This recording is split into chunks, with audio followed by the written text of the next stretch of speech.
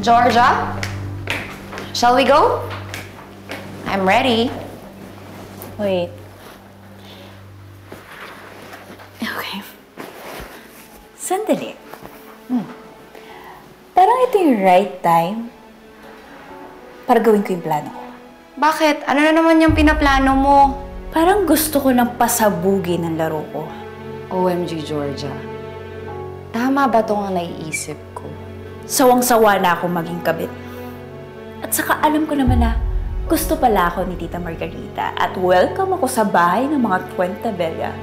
Siguro panahon na ngayon may luklok si Emma kung saan talaga siya bagay.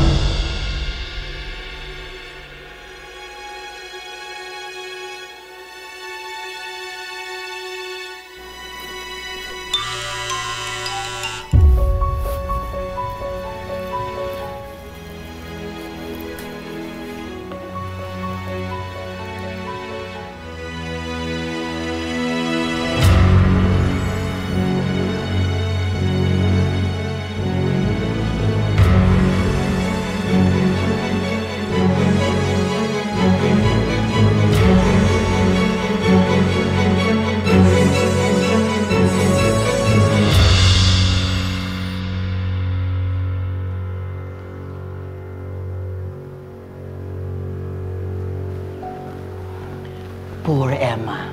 Hindi na naman siya sinama ni Rome sa party.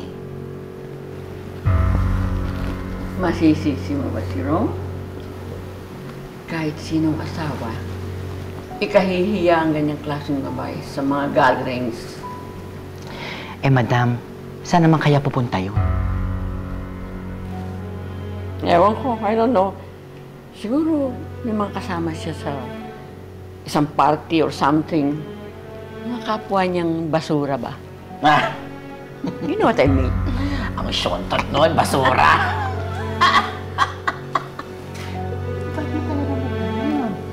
Basura, syontot. Tama. Sabi ko na nga ba eh.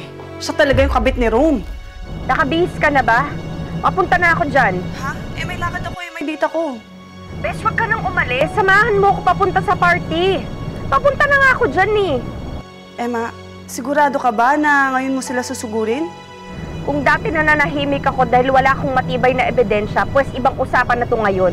Lantaran na yung pambabastos na ginagawa nila sa akin. Teka lang, sigurado ka ba talaga? Eh baka mapahiya ka na naman eh. Kung ang kapalit nito, ikatapusan ng pambababae ni Rome, tatanggapin ko na. Yung kahihiyan, sandali lang yun, matatapos din.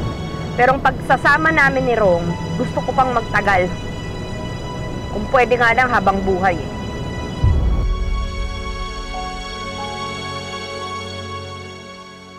Emma, handa ka na ba?